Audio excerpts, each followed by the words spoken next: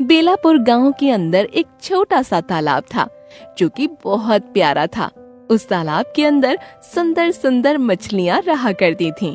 सभी मछलियों में बहुत ज्यादा प्यार और एकता थी। उसी तरफ से कुछ दूरी पर एक दूसरा तालाब था, जिस तालाब में एक मगरमच्छ रहा करता था। उस तालाब की सारी मछलियां मगरमच्छ खा चुका था। एक दिन मगरमच्छ खुद से कहता है, इस तालाब में तो अब खाने के लिए कुछ भी नहीं बचा है। क्यों ना मैं दूसरे तालाब में जाकर मछलियां खाऊं? हाँ, ये अच्छा रहेगा। मगरमच्छ ये सोचता है और उसके बाद प्रतिदिन अपने तालाब से दूसरे तालाब में आया करता और वहाँ की मछलियों को मारकर खा जाया करता और खाने के बाद अपने तालाब में लौट जाया करता। अब ऐसा प्रतिदिन होने लगा, जिस वजह से मछलियाँ बहुत परेशान हो जाती हैं। एक दिन मगरमच्छ जब मछलियों को खाने आता है तो सारी मछलियाँ एक तरफ भागने लगती हैं। उन्हें भागता देख मगरमच्छ भूखा लौट जाता है।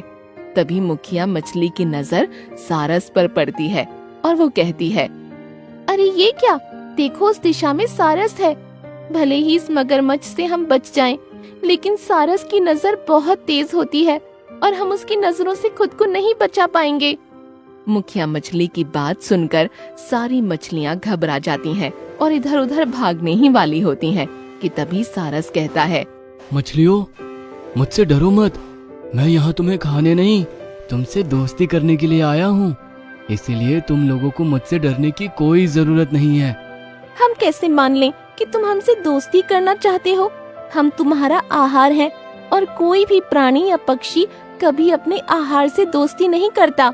आप सभी जिस मगरमच्छ से डर कर भाग रहे हो, उससे छुटकारा पाने की अगर मैं तुम्हें कोई तरकीब बताऊं, तब तो तुम मान लोगी ना कि मैं तुमसे दोस्ती करना चाहता हूँ और तुम्हें खाना नहीं चाहता। ठीक है, अगर तुम सच में हमारी मदद करोगे तो हम मान लेंगे कि तुम हमारे सच्चे दोस्त हो। लेकिन हम क्या करें जिससे वो मगरमच्छ हमारे तालाब पर आना छोड़ दे? तुम्हें परेशान होने की कोई जरूरत नहीं है।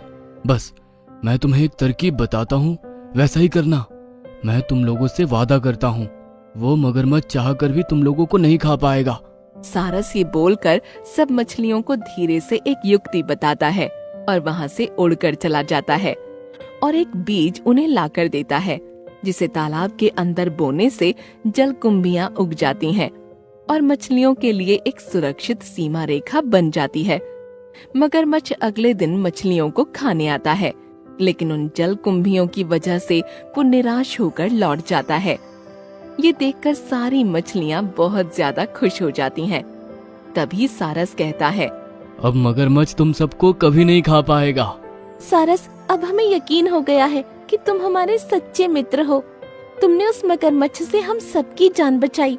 अब से हम लोग दोस्त हुए। सारस मछलियों का विश्वास जीत लेता है, जिसके बाद वो उड़कर वहाँ से चला जाता है। वो अक्सर मछलियों से मिलने के लिए आया करता और मछलियाँ भी अब उसे अपना दोस्त मानने लगी थीं। दिन गुजरते हैं और अब तालाब के अंदर जलकुंभियों का आकार बहुत बड़ा हो जाता है। मछलियों को पानी में तैरने में भी कठिनाइयों का सामना करना पड़ता था। एक दिन सारस बहुत बड़े झुंड में तालाब के पास आता है। साथियों, जितनी मछलियों को तुम खाना चाहते हो खा सकते हो। अब इस तालाब पर हमारा राज है, क्योंकि मैंने उस मगरमच्छ के इस तालाब पर आने के सारे रास्ते बंद कर दिए हैं। अब इस तालाब में जितनी भी मछलियां हैं, वो सब सिर्फ और सिर्फ हमारी है। सारस मछलियों का विश्वास तोड़ देता है और अब मछलियों के पास एक एक करके मरने के अलावा और कोई रास्ता नहीं बचा था। जिन जलकुंभी से मछलियां मगरमच्छ से बची थीं, वही उन्हें सारस का आहार बना रही थीं और एक एक करके सारी मछलियां मर गईं, क्योंकि उनके पास भागने का कोई रास्ता नहीं था। दोस्तों, कभी भी किसी पर विश्वास करने से पहले 2 बार सोचिए। हर कोई बिना फायदे के आपकी मदद कभी नहीं करता।